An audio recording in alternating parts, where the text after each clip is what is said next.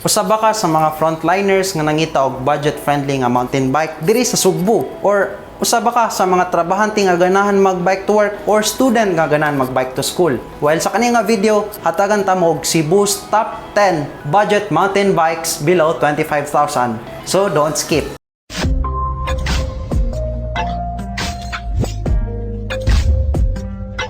What's up mga kapadyak? Ako din yung Kapadyak Bisdak nga si Dan. Kung bago mo sa channel, tighimo kog mga videos regarding mountain bikes, road bikes, or any bicycles basta nasa tong scope diri sa Cebu City. And kung malipay na ka mag-bike or mamino about bikes, then this channel is for you. Make sure nga nakaklik ka sa subscribe button o ang bell button para certified Kapadyak na sad ka. So what are you waiting for? Smash that subscribe button and wala na tayo huwaton pa. Let's start! So disclaimer lang din mga kapadyak. First, di ko tigbaligya o bikes. Second, prices may vary kay SRP rani. Go to the official store or sa ilang page para makakuha mo mga discounts. Third, kay prices may vary depending sa bike shop. And kamo na'y bahala mangita ani nga mga bike models or units diri sa Cebu City. Links below lang. So ang 10th sa atong listahan kay ang Kisto Extreme. Kisto Extreme 29er with a price of 13,000 pesos. Specs are frame 29er thick tube alloy, fork Kisto suspension lockout, handlebar Kisto oversize, stem Kisto alloy, cogs Sunrun 8-speed, shifter Sunrun EF51 8-speed rapid fire shifter, FDNRD Sunrun, axle sealed bearing. So nice siya mga kapadyak kay naka sealed bearing ni siyang axle, safe ra sa mga kawatan pod unlike sa quick release. Hub sealed bearing, tires Kenda 29er. Ang ika-9 sa atuang listahan kay ang Sunpid Rule 29er. Sunpid Rule 29er with a price of 19,000 pesos. Specs are Sunpid Rule XC MTB, frame are aluminum, fork Sunpid Air Fork 120mm travel, tires are Chaoyang 29, shifter Shimano Altus M2000 9-speed na pod, FD non kay 1x running nga setup, RD Shimano Altus M2000 9-speed, crankset Pro Wheel Zypher alloy, brake Shimano M2000, hydraulic brakes na pod, weight is 13.4 kg 29er. Ang ika-8 sa atong listahan kay ang Phantom Air Full Suspension. Phantom Air Full Suspension 27.5 with a price of 24,000 pesos 500. Specs are alloy iyang frame, internal cabling, wapo pod tan-aon kay naka-internal cabling, smooth weld, mas naka-add siyang kagwapo, magnesium alloy air fork with lockout. So nice na po ni pang-ahon mga kapadyak kay malak nimo kada ahon. Shimano Altus 9x3. Altus ang iyang hydraulic brakes. Ang ika-7 sa atong listahan kay ang Kesport Competitor. Kesport Competitor 27.5 with a price of 19,800 pesos. Specs are Shimano M2000 Altus 9-speed, frame is triple butted smoothed welding puty, lightweight. Fork is full alloy lockout coil, fork 30mm, travel. Tire is CST Jack Rabbit 27.5 by 2.25. Crank is Holotech CW 3060, saddle is SR, bar stem, seat post is lightweight, 700mm, 100mm, and 350mm. Cogs are 40T lightweight, frame is lifetime warranty. So nice po ni mga kapadyak kay lifetime warranty. Bisag maunsa pa imong frame, pwede na mapaayo. And Kesport is an Indonesian brand daw. Ang ika-6 sa atong listahan kay ang Pinewood Sahara. Pinewood Sahara 27.5 with a price of 19,800 pesos. Specs are M400 Shimano Alivio, But if I lay down and I play dead and I stay dead, maybe you'll get sick of being the monster out of my head, under my bed. Think you're something out of my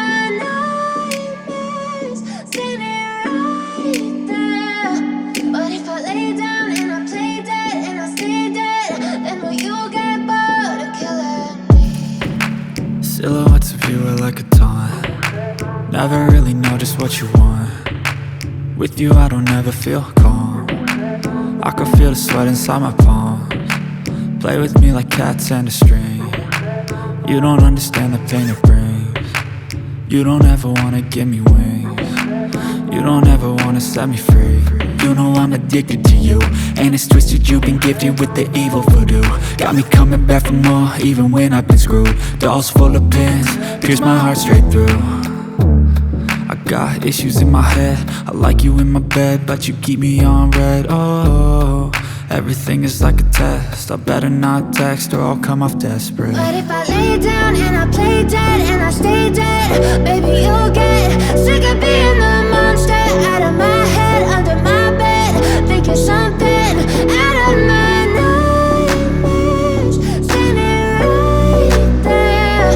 But if I lay down and I play dead and I stay dead, then will you get bored of killing? So if I play dead, will you regret everything that you did, that you said? I don't think you understand what you're doing, and my heart's black and blue from the bruising. I feel like when I'm with you I'm losing. By 2.25. Crank is Pro Wheel Zephyr Hollow Tech 1 by. Rotors are Shimano rotor disc. Rims are alloy double wall. Hubs are Novatec cassette type. Ang ika-third sa atong listan kay ang Phantom SLX 11 Speed. Phantom SLX 11 Air Forks 27.5 with a price of 21,800 pesos. Specs are alloy yang frame, yang fork kay air lockout, shifter are SLX, FD, Diore, RD, SLX, Shimano hydraulic brakes na pud, sulit na kay ni, and tire kenda 27.5. So nice pud ni pang-ahon mga kapadyak kay naka-lockout na pud yang fork. Ang ikadua sa atong listan kay ang Phantom 699. Phantom 699 27.5 with a price of 24,800. Specs are frame, Phantom alloy smooth welding. Shifter, Shimano Diore SL M6000. Fork, air lockout suspension fork. RD, Shimano Diore. Brake, Shimano hydraulic disc. Chain, KMC times 10. Tire, CST Rockhawk 27.5 by 2.25. So nindot ang specs ani kay naka Shimano Diore SL M6000 ug ninot po diyang aesthetic kay smooth welding. First sa atong listan kay ang Phantom SLX 11 Speed. Phantom SLX 11 Speed 27.5 with a price of 19,500 pesos. Specs are alloy smooth weld, internal cabling, Shimano SLX Rapid Fire 11 by 2, Shimano SLX RD, Shimano hydraulic brakes, air forks, suspension with lockout, Kenda tires. And there you have it. Ang top 10 Cebu budget mountain bikes below 25,000 diri sa Cebu City or sa Sugbo. So kung ako'y papilyon mga kapadyak, akong piliyon kay ang Phantom SLX 11 Speed 27.5. Kay first kay naka-alloy siya yang frame. Nindot man sa dang alloy kay lightweight. So di ka kapuyon magpadyak. Ika-second mga kapadyak kay naka-internal cabling ni siya, which is kanang nindot yang aesthetic as well as naka-smooth weld siya. So dili nimo maklaro yang mga welding sa iyang mga joints. Nindot siya tanawon. Next mga kapadyak kay nakakuan pa manggod ni nindot nga piyesa kay SLX 11 Speed. It's a proper MTB nga group set and quality pod ni siya mga kapadyak. Tested na siya sa mga professional nga mga mountain bikers. And naka-air fork ni siya, so which means lightweight ra jud kay ni siya. Yang forks kay walay spring sa sud. Ang spring manggod kay usay kay mao nang magpabugat sa atong fork or ilang gitawag nga shackle nga nay spring, which is if nay kanang spring magpadapod nag weight, additional weight, unlike if air nga air adjoy nasa sud sa ihang fork, which is good niya napa joy lockout. Ang purpose sa lockout mga kapadyak kay kung mo ahon ka, pwede ra nan imo i-lock ang iyang pag-bounce. Kay imagine na good if mo ahon ka no, kay kanang mo-consume ang guna siyag energy mga kapadyak. Kada ahon nimo mga kapadyak kay mo na imong bike. So imagine if nakalaki mong fork, so diri-diretso ra ka. That's why mga kapadyak, nga sulit ra kay ni siyang presyo and di jud mo malugi mga kapadyak. Next food mga kapadyak kay naka-hydraulic brakes ni siya. So unsay kanindot sa hydraulic brakes? Ang kanindot sa hydraulic brakes magun mga kapadyak kay dili na nimo i-press jud og maayo ang hydraulic brakes. Pwede ra nimo i-one hand nya smooth ra kayo imong pag-press kay grabe man ang pagpilit ana sa iyang rotor mga kapadyak ang iyang brake pads. Mo use pud og mineral oil which is good sad or very good jud, dili good lang. So kamo mga kapadyak, unsa inyong napili nga top 10 Cebu budget mountain bikes below 25k? Comment down below lang. O kung napa mo'y nahibaw-an nga mas budget friendly ani, comment down below pod para makaibaw pod ang uban. And thank you for watching. Sana nakakita mo og mga inyong ganahan nga mountain bikes nga budget friendly pod.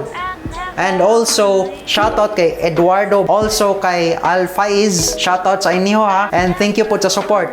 Also, like kung naganan mo ning video, comment if na may mga suggestions, feedbacks, question, or ganani bike check, and subscribe if wala pa mo ka-subscribe kay daghan pa tag i-upload nga videos about bicycles diri sa Cebu City nga budget friendly. So, thank you so much. Driving slow on Sunday morning, I never